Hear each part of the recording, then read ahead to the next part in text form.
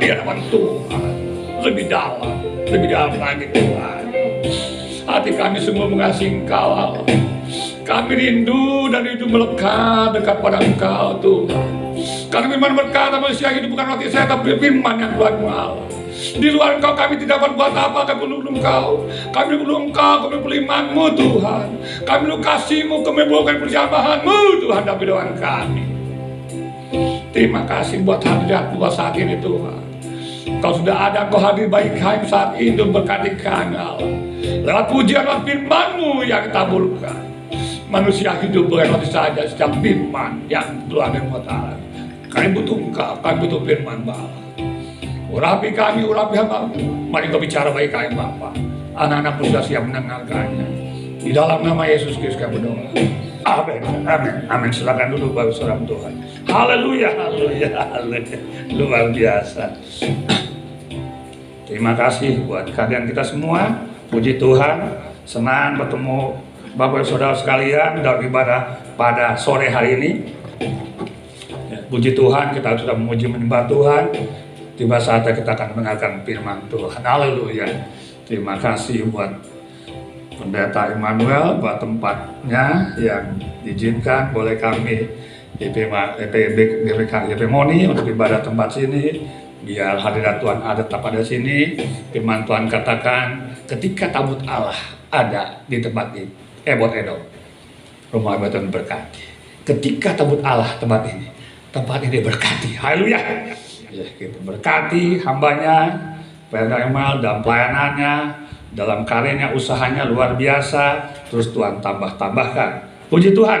Saudara Tuhan, firman Tuhan bahasa ini bicara Spirit of Excellence. Spirit of Excellence saya mengartikannya begini. Roh yang luar biasa. Spirit of roh yang luar biasa. The power of spirit. Kekuatan roh di luar, tidak seperti biasa. Jadi kekuatan roh ini di atas rata-rata. Nah, Spirit of Excellence ini nanti kita akan minggu-minggu ini kita akan bahas ini. Hari ini kita bicara Spirit of Excellence yang ada di Sadrak, Mesak, Abednego. Nanti minggu depan kita akan bicara Spirit of Excellence yang ada dalam di Paulus, Spirit of Excellence yang ada di Yusuf, Spirit of Excellence yang ada dalam di Daniel, Spirit of Excellence yang ada dalam di Daud, dan terus selanjutnya dalam di Elia, Yusuf, Musa dan sebagainya. Supaya dengan demikian kita menangkap itu loh. Kita punya Spirit of Excellence gitu. Setiap firman ditaburkan sehingga melakukan kebaikan menjadi remah dalam kehidupan kita. Saudara Tuhan, firman Tuhan bicara Daniel, kita lihat dari Daniel 1 ayat 17 sampai 20. Daniel 1 ayat 17 sampai 20. Oke, saya bacakan aja untuk kita semua. Baik. Firman Tuhan katakan gini. Kepada keempat orang muda itu, Sadrak, Mesak dan Abednego dan Belsajar, Daniel maksudnya, Allah memberikan pengetahuan dan pengetahuan yang tentang berbagai-bagai tulisan hikmah. Sedang Daniel juga mempunyai pengertian tentang berbagai-bagai penglihatan dan mimpi. 18. Setelah waktu yang ditetapkan raja bahwa mereka sekarang harus dibawa menghadap, maka dibawalah mereka oleh pemimpin pegawai istana itu ke hadapan Nebukadnezar. Raja bercakap-cakap dengan mereka, Sadrak, Mesak, Abednego dan Belsajar, Daniel. Dan mereka sekalian tidak ada dapat dapati setara dengan Daniel, Hanaya, Mesaya dan Azaria. Maka bekerja mereka itu pada raja. Dan tiap-tiap yang memerlukan kebiasaan dan pengertian yang ditanyakan raja pada mereka, didapati bahwa mereka 10 kali lebih cerdas. Orang lihat cerdas saya luar biasa. Ini 10 kali cerdas. Cerdas itu mana tuh? Nggak ngerti dah. Daripada semua orang berilmu dan semua apa yang jamil dan seluruh kerajaan yang ada di wilayahnya. Saudara Tuhan, Spirit of Excellence, roh yang luar biasa. Kenapa kita mesti punya roh yang luar biasa? Karena yang kita hadapi masalah-masalah kita hadapi luar biasa. Masalah ekonomi yang terjadi sekarang ini dalam cara global luar biasa. Kita belum aja kemarin kita dengar kan saham, tentang saham, kemudian anjlok, kemudian nggak berhenti. Dan orang prediksi saudaraku dalam Tuhan, orang prediksi akan terjadi resesi global luar biasa. Ini suatu yang luar biasa. Di masalah ekonomi biasa, masalah politik luar biasa terjadi. Belum kembali masalah-masalah kita yang kita alami. Mungkin masalah penyakit yang belum sembuh-sembuh. Itu juga luar biasa. Masalah tekanan ekonomi yang kita alami luar biasa. mungkin kita bisa menghadapinya.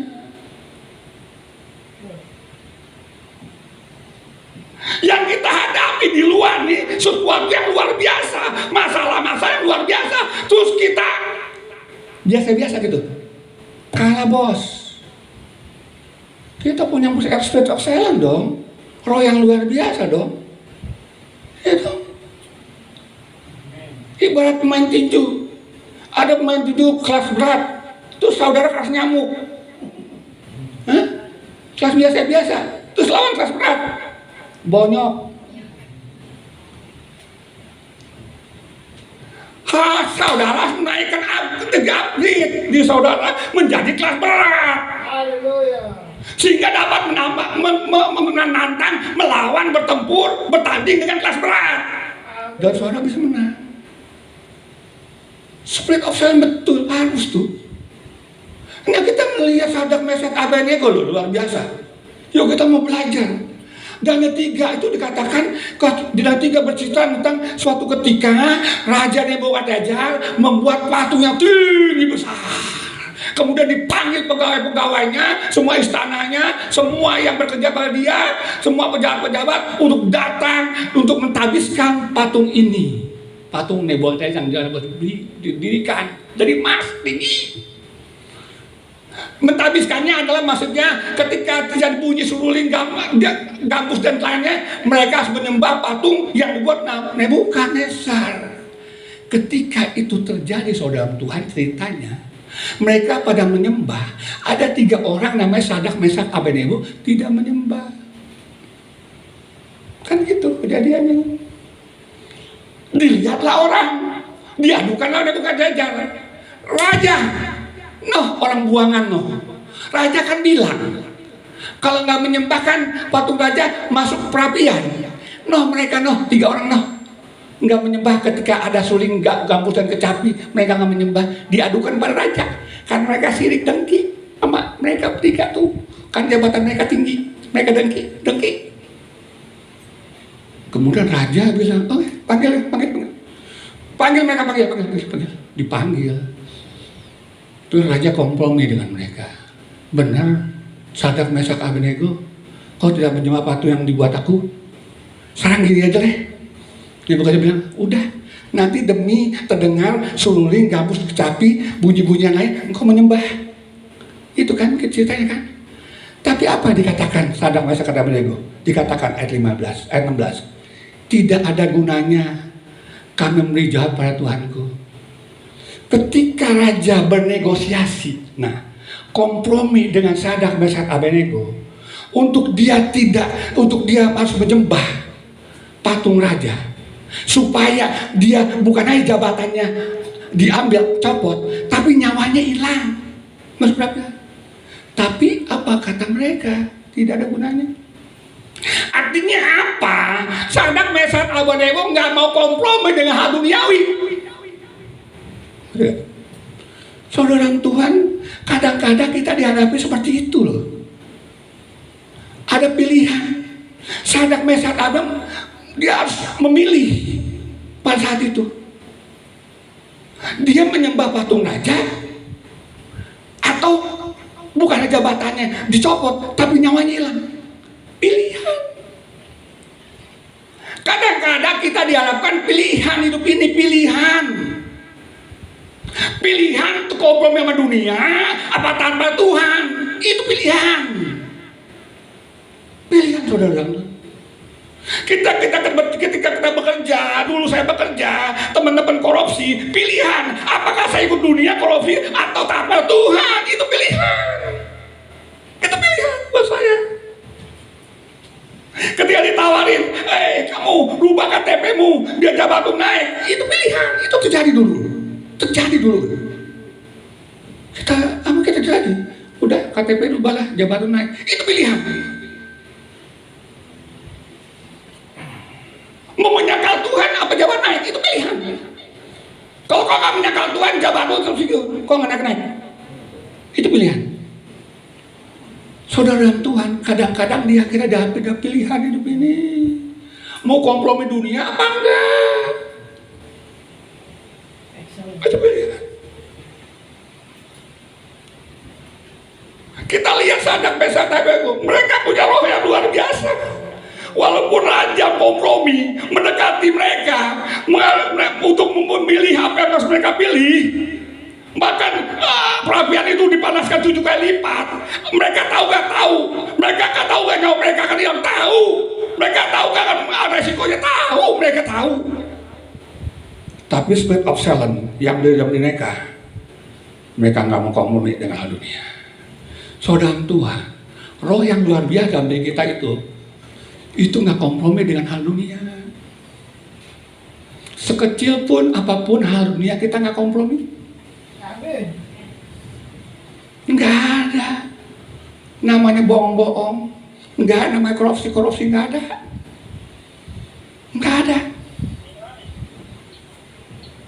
Nggak ada namanya sakit hati, nggak ada.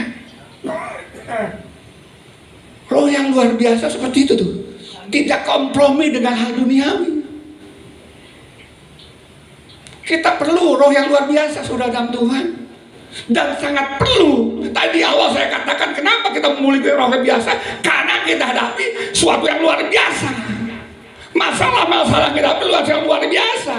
Kita harus menempa diri kita, roh kita, iman kita mesti luar biasa untuk menghadapi hal luar biasa, masalah luar biasa. Itu permasalahannya. Kalau kita nggak update diri kita, meningkatkan kapasitas kita, roh kita, iman kita menjadi luar biasa dalam Tuhan, dengan ketaatan pada Tuhan, kita kalah dengan dunia, kalah, benar. Perlunya roh luar biasa. Kita melihat, ya kan? Kadang-kadang hal itu kan di kantor ya, kita ditawaran jabatan ya, itu tidak pernah terjadi. Pernah dulu kita orang pernah, berapa orang gitu, rubah KTP, rubah jabatan naik.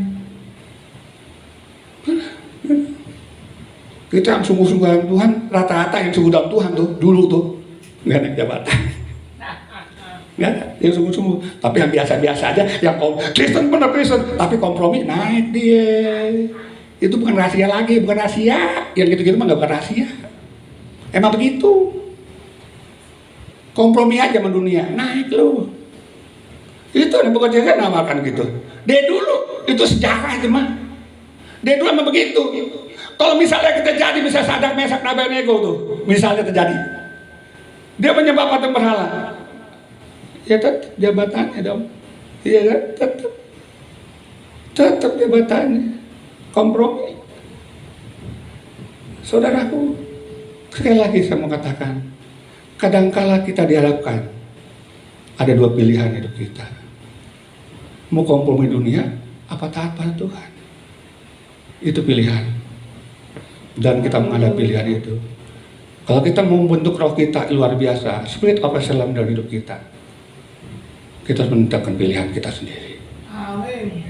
Yang kedua, saudara Tuhan, ya, kita melihat mereka roh spirit of excellence percaya mutlak pada Allah tanpa stay tuntutan.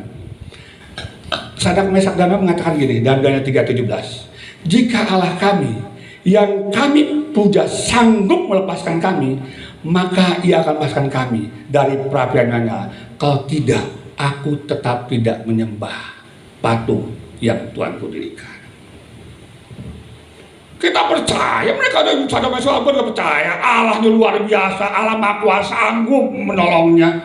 Tapi sekalipun tidak, aku nggak akan menyembah. Kita ada berdoa dengan masalah kita, seminggu, 2 minggu, sebulan, 2 bertahun-tahun, tahu dengan penyakit kita, toh tidak sembuh. Katakan sekalipun penyakit nggak sembuh, aku tetap menyembah Allahku. Harus sebegitu loh, sebegitu.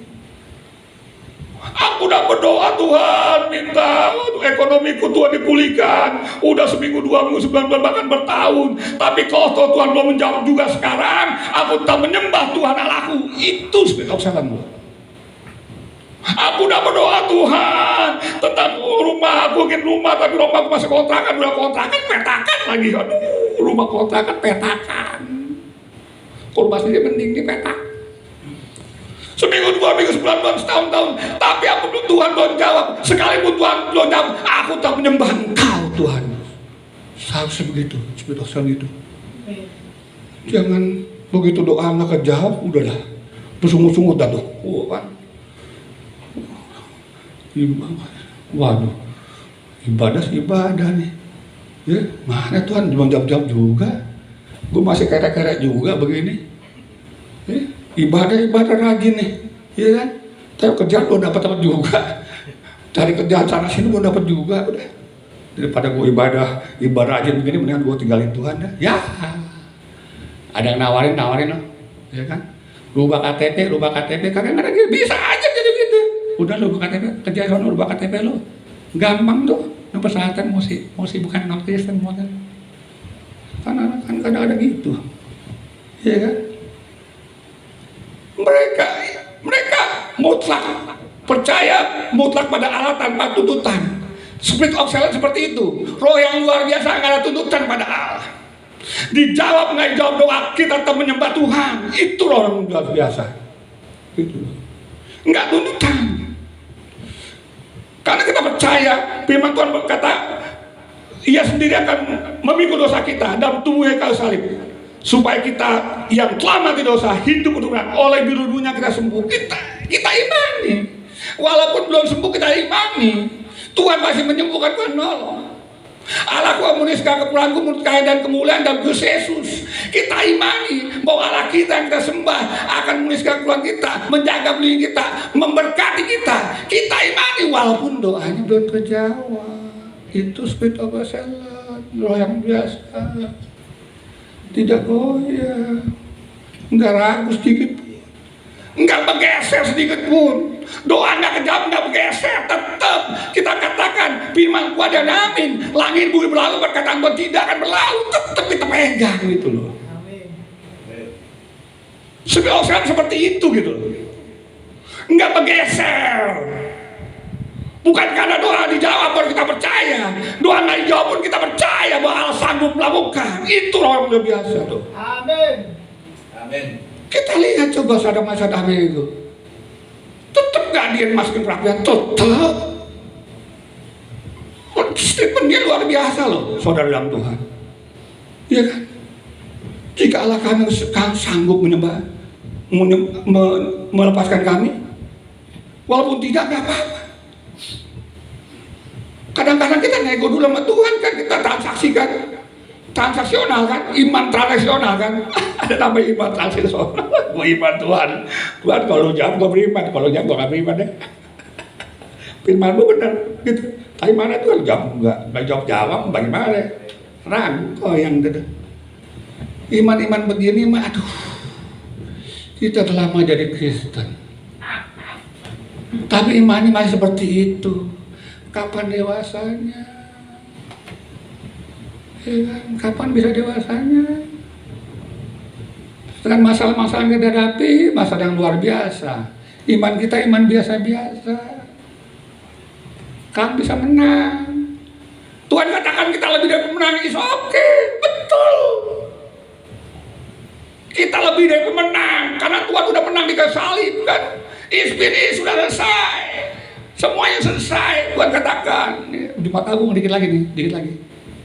It's finished. Apa is finished? Dia sudah menebuskan dosa kita. Apanya is finished? Masalah kita ada tanggung, masalah perbuatan kita ada tanggung di kayu salib. Is finished. Dan kemenangan itu diberikan bagi kita. Itu namanya kita lebih dari pemenang. Betul. Tetapi kalau kita goyahkan firman Tuhan, nggak menang-menang.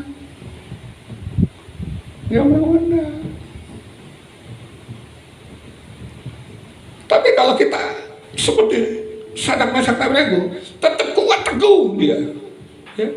Ketika itu dia masuk perapian, dia tetap teguh kuat bahwa Allah sanggup. Ketika dia masuk dalam perapian, ya tetap masuk, nggak goyah tuh imannya, nggak goyah, nggak bergeser sedikit pun, nggak bergeser. 1 mili juga nggak bergeser. Seon pun nggak bergeser, kurang seon juga nggak katanya. Kadang-kadang kita kan seon, ya kan? Iman kita begitu gak kejawab kurang seon, miring kita nih. Kurang seon kan miring. Haleluya.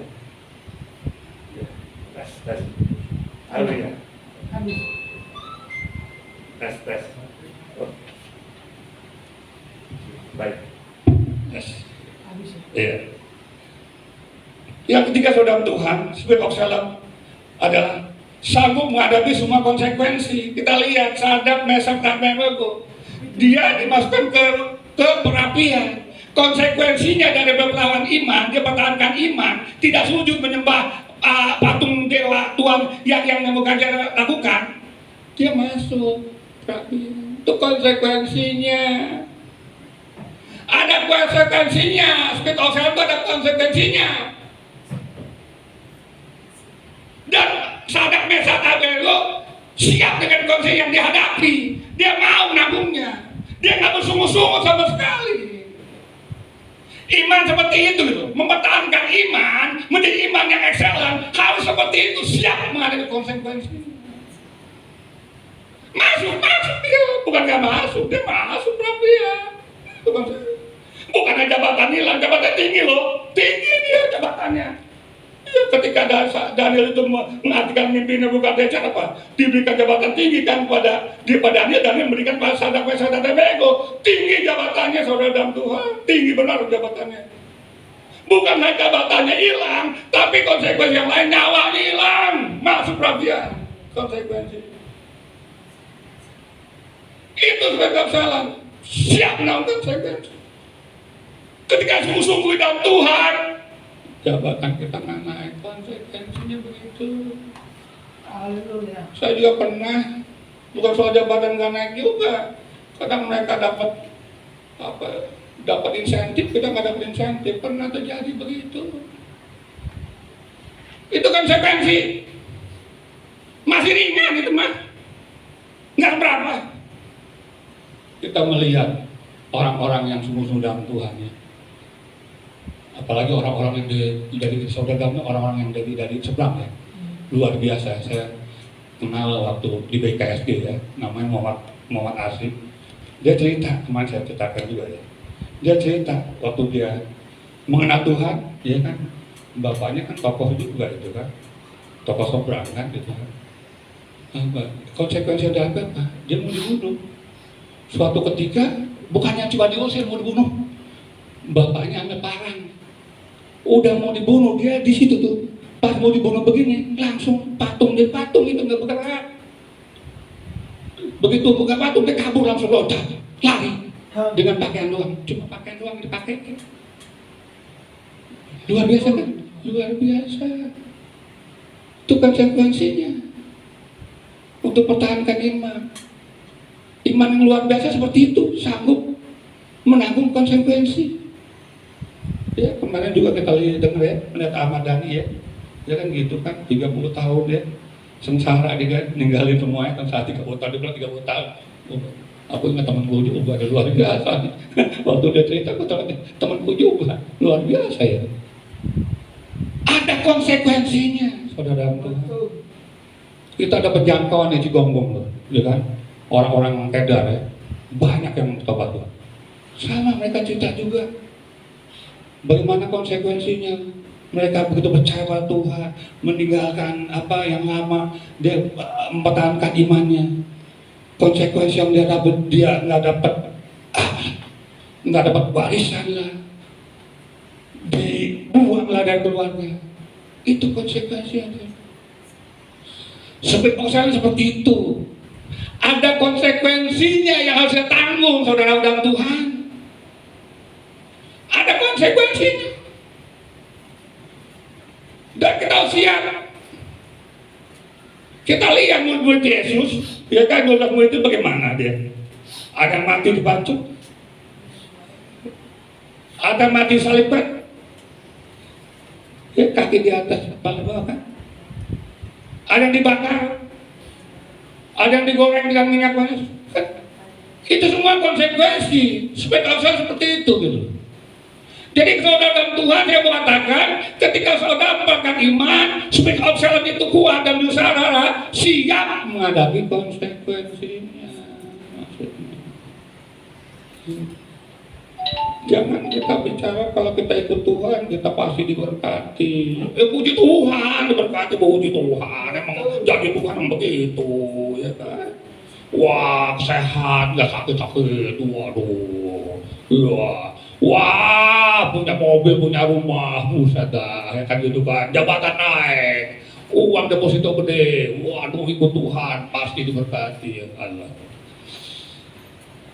Enggak seperti itu juga. Puji Tuhan kalau saudara seperti itu, puji Tuhan. Tapi kalau sebaliknya bagaimana? Ya. Kita tetap pegang konsekuensi, siap dengan konsekuensi yang harus dihadapi saudara Tuhan. Banyak bagaimana kan misalnya bagaimana kita dipertahankan iman. Tuhan katakan pada Allah pada Nuh untuk bangun batra. Bangun batranya di gunung. Ini yang nggak masuk akal, yang repot kali. Bangun perahu tuh, batra perahu tuh di pantai, bukan di gunung. Repot yang gini. Itu nggak setahun 2 tahun, bertahun-tahun, puluhan tahun bos, puluhan tahun. Tuh bawa barangnya, peralatannya bagaimana? Kasbul dari bawah atas itu bagaimana? Dia diejek-ejek bertahun-tahun. Percaya dia, kita mengenai diejek ya, kita pasti diejek-ejek, dicemooh. Kenapa ada orang gila loh? Buat batra perahu di atas gunung, gila loh, kan gitu. Ya kan? Udah gila loh, ya kan? Saudaranya, tetangganya semuanya bilang kita gila. Begini kalau dia gila, oh gila, udah gila, ya kan? Dia dikucilkan lagi, pasti tekanan yang lu alami. Tapi itulah spirit of silence. Roh yang luar biasa di situ, roh yang luar biasa itu. Dia tak teguh apa yang Tuhan katakan. Dia tak taat apa yang Tuhan nyatakan bagimu. Walaupun diejek, walaupun dikucilkan, apapun konsekuensi yang dialami, Nuh tetap melakukan. Dan terjadi, Allah melaksanakan kan? Allah melaksanakan apa yang sudah dinyatakan. Terus bagaimana dengan Yosua? Tuhan katakan Yosua orang Israel ngiter ini Yeriko, masa mau rebut kota Yeriko mesti ngiterin juga? Ini kan gua nggak wajar nih, nggak masuk akal ya, perang aja, kita ngiterin tembok. Ini kan, tapi itu yang dilakukan mereka. Kau bisa bayangkan gak mereka menyetel itu sehari sekali sampai 6 kali, hari pertama 7 kali, hari ketiga 7 kali. Ketika dia nyetelin yang sekali, itu orang-orang Yeriko dari atas ngelihat, gila lu. Sudah nggak bisa bayangkan, orang Yeriko dari atas ngelihat ke bawah tuh, orang Yosua dan Israel, dia ngelihat bengong, orang ngapain, orang gila ya. Sehari 2 hari, terus mungkin juga dari atas ditimpukin kali, batu apa-apa ke bawah. Oh.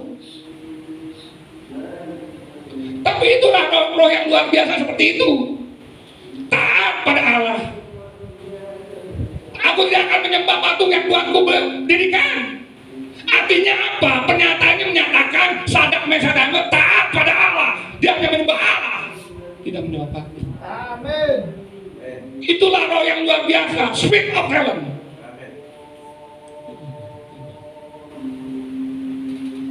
Mereka nyetel yang pertama, kedua terus. Dan apa yang terjadi? Tuhan melaksanakan apa yang direncanakan. Camkannya saudara Tuhan. Tuhan melaksanakan apa yang direncanakan dalam hidup kita.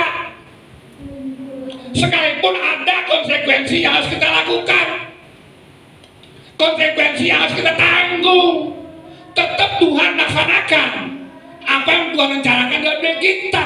Itu tangkap itu. Perlunya spirit of silence, roh yang luar biasa dalam hidup kita. Tidak bergerak, tidak bergeser iman kita akan firman yang Tuhan nyatakan bagi kita. Langit dan bumi berlalu, tapi perkataan Tuhan tidak berlalu. Sekalipun Allahku tidak menolong aku tidak menyembah patung yang Tuhan dirikan.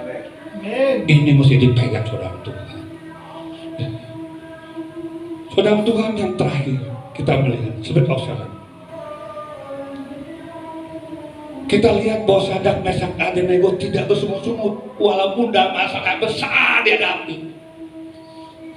Kita tidak mencatat mereka bersungut-sungut ketika mereka dibawa diseret sama Agojo Nebukadnezar, dimasukkan ke perapian. Mereka nggak bersungut-sungut, nggak ada sungut-sungut, nggak ada.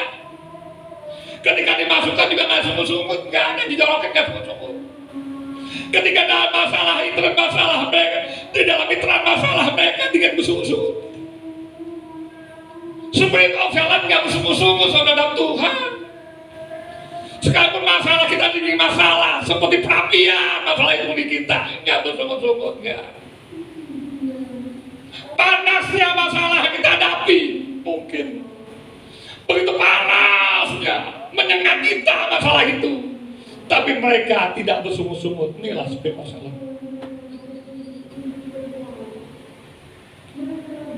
Mereka sudah nggak bisa sungut. Kita lihat Israel, bagaimana Israel itu karakter yang bersungut-sungut tuh. Coba kita lihat. Padahal ya saudara Tuhan, padahal ketika tulah itu ada di Mesir, semua orang Mesir kena tulah, kan, betul? Tapi Israel yang ada di Mesir juga nggak kena tulah. Gosen itu ada di Mesir. Kalau ini Mesir, saudara Tuhan, Gosen di sini nih, Gosen nih, katakan. Ini Mesir nih, katakan. Yang lain kena tulah, dia di Mesirnya kena tulah. Itu mujizat gak? Mujizat. Pelindungan Tuhan pada orang Israel. Ini juga kita mesti imani loh. Resesi orang mungkin nggak ada, resesi orang nggak ada dalam dunia ini. Mungkin yang diramalkan. Resesi Indonesia mungkin ada, resesi Indonesia mungkin ada. Kita ada Indonesia, tapi pelindungan Tuhan ada dalam kita. Walaupun di Indonesia sebuah resesi, kita nggak kena resesi karena pelindungan Tuhan ada dalam kita. Itu kita bisa imani. Tapi masalahnya Israel ini ketika dia keluar dari Mesir, kemudian pada gurun menghadapi Laut Tiberias, mereka bersungut-sungut, bos. Bersungut-sungut. Karena karakter bersungut-sungut. Begitu keluar, Tuhan nyatakan mujizatnya. Laut Tiberias terbelah dua, terbelah dua. Mereka bersaksama betul, tapi sebentar. Bukan 3 hari mereka jalan di padang gurun, nggak ada air. Itu peristiwa Massa dan Meriba. Kembali mereka bersungut-sungut lagi. Dengan Tuhan adakan kemudian air. Kemudian mereka berjalan lagi, nggak ada makanan, bersungut-sungut minta mana? Dikasih mana bersungut-sungut minta daging. Nih, saya mau katakan, bersungut-sungut itu karakter. Kita hari lepas hari, kita biasakan hari lepas hari kita bersungut-sungut. Bersungut-sungut itu akan menjadi kebiasaan dalam hidup kita. Ketika kebiasaan itu dalam hidup kita, itu jadilah karakter. Hati-hati, saudara Tuhan. Kenapa Yudas menjual Yesus? Karena karakternya. Firman Tuhan berkata Yudas suka nyolong uang kas yang dipegangnya, dia berdarah. Suka nyolong, dia nyolong, kebiasaan nyolong. Hari-hari nyolong, jadi kebiasaan. Terus ketika dihadapkan pada titik dia mau jual Yesus, tawaran jual Yesus, karena karakter nyolong, duit, ada jual Yesus. Hati-hati dengan karakter. Hati-hati. Kalau Yudas misalnya, andai kata, Yudas nggak kebiasaannya nyolong duit, misalnya, ini misal. Berharap. Memang waktu ketika itu dia digodain sama iblis untuk menjual Yesus. Kemungkinan dia nggak jual Yesus. Orang lain mungkin kan. Yesus tersalibkan betul, itu betul. Karena menebus dosa kita kan. Tapi bukan dia, bukan. Ya, kalau dia nggak gitu, bukan dia. Orang Israel begitu tuh. Suatu ketika pada saatnya dia masuk ke tanah Kanaan, ya, Musa mengutus 12 pengintai Ini 10 pengintainya bersungguh-sungguh. Dia balik lagi kepada Musa dengan Israel ngadu. Raksasa sana. Kita nggak ada apa-apanya. Kita nggak dimakan, kita sambil lalang ditambah-tambahin, dibumbu-bumbuin tuh. Ketakutannya semua. Bersungguh-sungguh namanya semua pada Tuhan Israel. Di situ Tuhan marah. Balik lo sana. Mati lo semua. Mati semua. Mati semua, nggak ada masuk tuh 20 tahun ke atas yang keluar dari Mesir nggak mati semua. Karakter itu, hati-hati dengan karakter. Kalau mereka karakter nggak bersungguh-sungguh, ya mereka semua masuk tuh ke tanah Kanaan, nggak baik lagi tuh padang gurun. Ya. Hati-hati dengan kebiasaan kita, saudara Tuhan. Ini message-nya gini. Amin. Hati-hati dengan kebiasaan kita. Ya. Kadang-kala kita suka bukan punya kita ngambil, nyolong, hati-hati. Dia misalnya di tempat jualan kan, ambil, nyolong. Oh ada uang, bukan uang kita, ambil. Hati-hati nih. Ini kalau kita lakukan menjadi kebiasaan nih, nyolong ini. Terus kebiasaan menjadi karakter. Suka ngatain orang, kan gitu kan, ngomongin orang. Dibiasain nih, day by day dibiasain, jadi kebiasaan, ya kan? Jadi karakter itu kan. Coba, saya pelajari Yudas kenapa ya jual Yesus ya? Digoda, yes, kita tahu digoda, emang digoda. Iblis yang goda betul. Tapi kita lihat tuh kebiasaan dia, karakter emang begitu. Sehingga habis mau udah godain dia. Coba kalau karakternya gitu enggak. Ya. Saya dibilang yuk rubah KTP dapat jabatan, no. Saya dipajak 16 tahun, dipajak 16 tahun. Waktu itu bos saya nggak ngerti pajak, tinggal tanda tangan. Kalau karakter saya karakter copet, suka korupsi, jadi itu kebiasain hidupku tidak nyopet, tidak korupsi, kebiasain tidak. Sehingga ketika dites, diuji dengan kesempatan di depan mata, kesempatan kita lolos. Gampang gitu. Sebenarnya mudah saya waktu itu. Pajak itu zaman dulu pajak kayak dulu. Tapi kita nggak tergoda karena udah terbiasa. Jujur itu bukan simsalabim. Kehidupan jujur itu bukan simsalabim terjadi, bukan. Itu kebiasaan kita hari-hari tuh, sehari-hari jujur. Terus menjadi kebiasaan tuh hari-hari itu, by day jujur. Menjadi kebiasaan, terus karakter jujur terbentuk. Terus ketika digoda kita nggak kenal. Ini karakter. Hati-hati dengan karakter. Saya kemarin nonton The Last Supper. Saya renungkan, oh gini ya. Yudas digoda tapi dia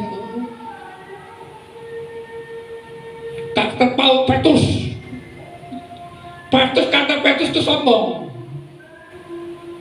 Dia ambang ini keakuannya, gua nih, kan gitu kan. Padahal sudah bilang, kalau kau melakukannya bukan karena kamu, tapi karena aku. Udah ngomong di Supper gitu kan. Udah ngomong, tapi karakternya emang karakter. Sehingga dia bilang, kalau enggak ini kan aku akan membela, dia bawa pedang. Ketika Yesus mau disembuhkan, dia pakai pedangnya. Dia hentak tuh imam itu, namanya Malkus, putus pedang.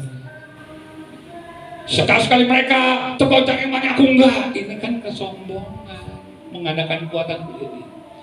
Ketika terjadi, Petrus menyangkal 3 kali.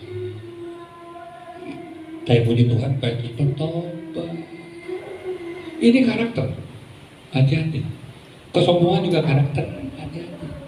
Mengadakan kekuatan sendiri juga karakter. Saya pelajari itu, saudara. Hati-hati dengan karakter. Kita melihat kembali sini, ya. Sini lihat. Kenapa Yosua dan Kaleb enggak demikian? Ya mereka dibangun karakternya. Cuma Yosua dan Kaleb, mereka dekat melekat pada Musa. Yosua kan dekat, Kaleb juga dekat sama Musa. Dia melihat bagaimana Musa hidupnya lemah lembut, rendah hati, dan dia ya kan? Dia hidup seperti itu, ya kan? Dia melihat perbuatan Tuhan dan Musa, terbentuklah karakternya kan, sehingga nggak bersungguh-sungguh. Ini message buat kita saudara Tuhan. Yang terakhir kita melihat spirit of silence, ya. Seseorang punya spirit of silence pasti orang itu setia, pasti. Kalau kita punya spirit of silence, roh yang luar dalam kita pasti setia sama Tuhan Yesus. Taat pada Tuhan, itu pasti, itu Tuhan. Dan firman Tuhan katakan siapa yang setia, siapa yang taat akan selamat sampai dunia. Kesudahan sampai selamat. Jadi artinya apa? Kita yang punya spirit of silence pasti selamat dan menghadapi masalah-masalah yang kita hadapi.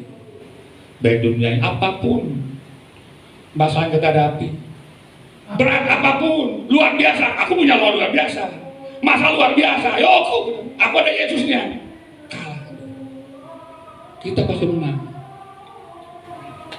Saudara Tuhan, yuk memiliki spirit of silence, roh yang luar biasa. Kenapa? Karena masalah-masalah yang kita hadapi, masa luar biasa. Tapi kita bersama Yesus yang luar biasa, kita pasti menang. Ya? Tuhan berkati kita semua ya. Haleluya, haleluya. Kita berdoa Bapa dalam surga, dalam nama Yesus Kristus, kami datang pada Tuhan.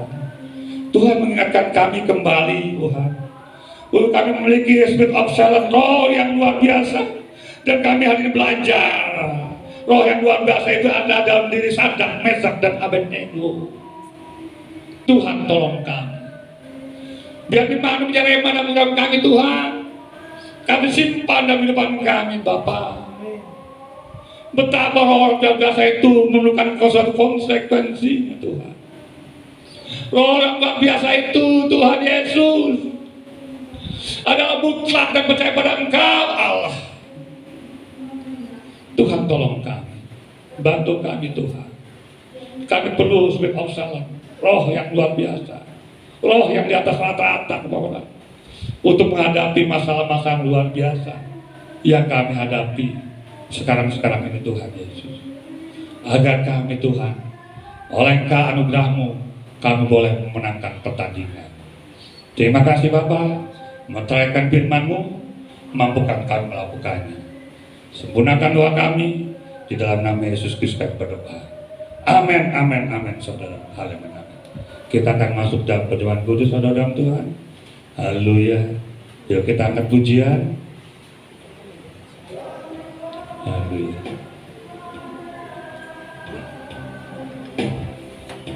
Ya, angkat pujian dalam Yesus. Haleluya.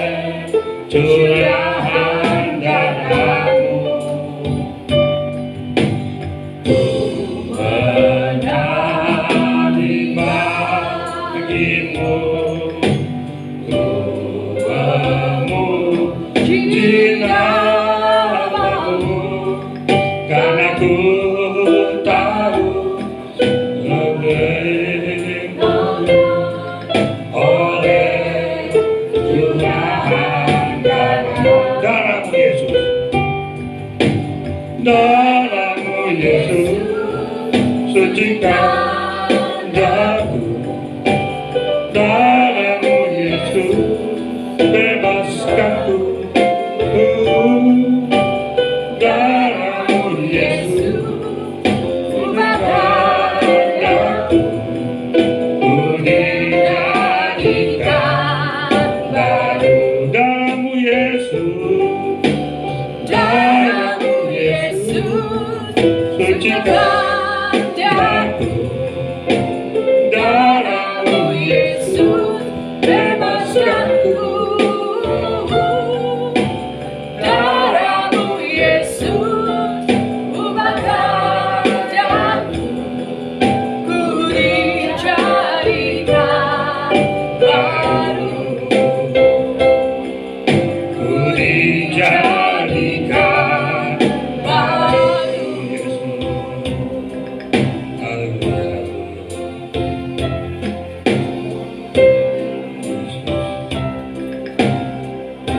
Saudara Tuhan, yuk kita bangkit berdiri. Haleluya. Yesus, haleluya.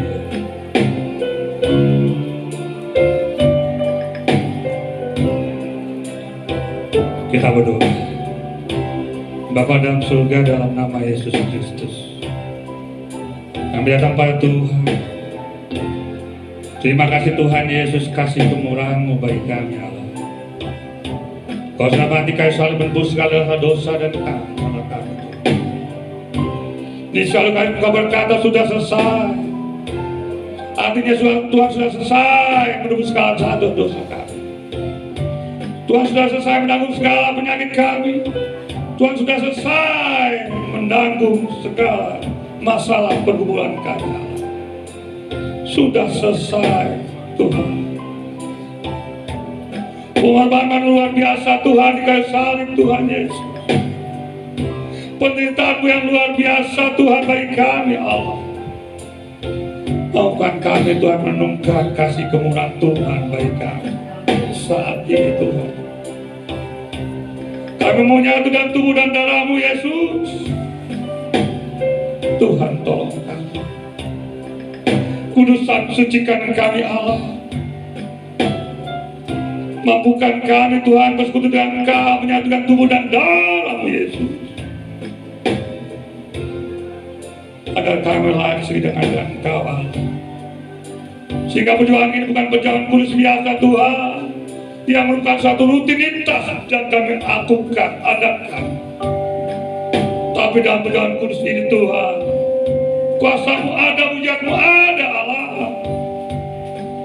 Yang sakit Tuhan sembuhkan, yang susah Tuhan hiburkan, yang terikat Tuhan lepaskan, yang perlu jawaban Tuhan memberikan jawaban bagi kami. Terima kasih Bapa. Terima kasih. Sucikan, kuduskan kami Bapa, yang masuk dalam perdoaan kudus itu dalam nama Tuhan.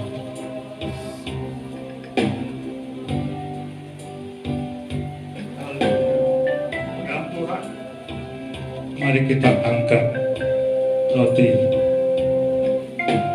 di atas kepala kita yang melambangkan bahwa tubuh Yesus di atas segala.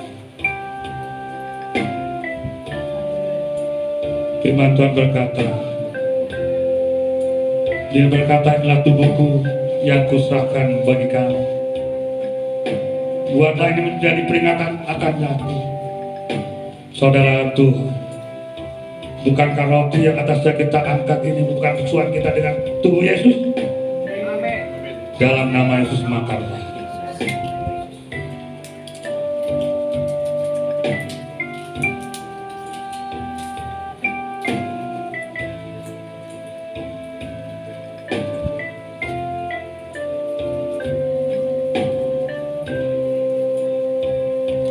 Mari kita angkat cawan dengan tangan kita melampaui kepala kita, melambangkan bahwa darah Yesus di atas segalanya.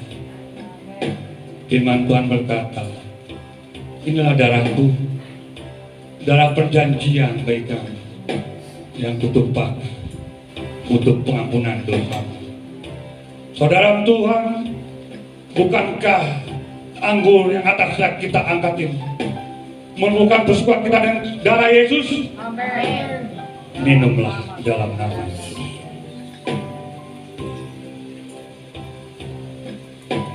Haleluya. Kita bersyukur pada Tuhan, dilayakkan untuk menyatu dengan tubuh dan darah. Haleluya. Haleluya Tuhan.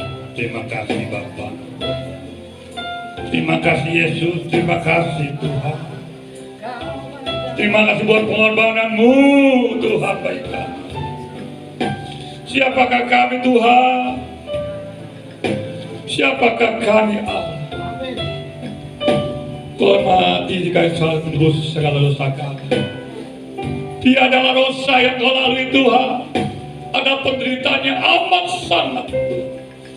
Mulai dari Taman Getsemane, Engkau dicambuk, Engkau dilaudai, Engkau dikasih mahkota agung. Tiada alasan kau mengangkat salib itu ke Golgota dengan penderitaan yang amat sangat. Dan kau mau disalibkan. Yang seharusnya kami Tuhan, yang penuh dosa, tapi Tuhan mensalibkan bagi kami. Dosa kami sudah kau tanggung di kayu salib. Sehingga kami menjadi orang-orang benar, orang merdeka. Karena Engkau sudah mati bagi kami Tuhan. Terima kasih Bapa, terima kasih. Dan Kau berkata, kamu lebih dari pemenang. Terima kasih Bapa, tolong kami Tuhan. Roh kami, bentuk kami, tempat kami, proses kami menjadi spirit of excellence, roh yang luar biasa dalam hidup kami untuk menghadapi masalah-masalah yang di luar Tuhan.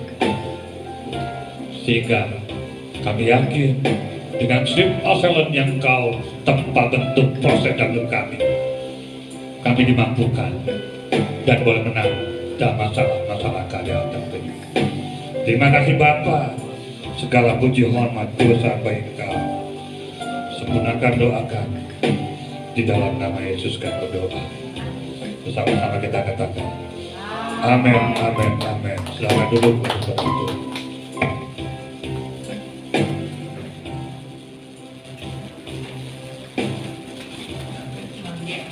Baik, saudara dikasih Tuhan. Ya, kita akan masuk dalam seperti yang sudah diumumkan bahwa untuk kolekte kedua ini adalah untuk pengisian kas MDCC ya. Mari saudara, kita memberi dengan hati tulus dan Tuhan akan memberkati saudara. Baik, kita akan mengangkat pujian. Besarkan nama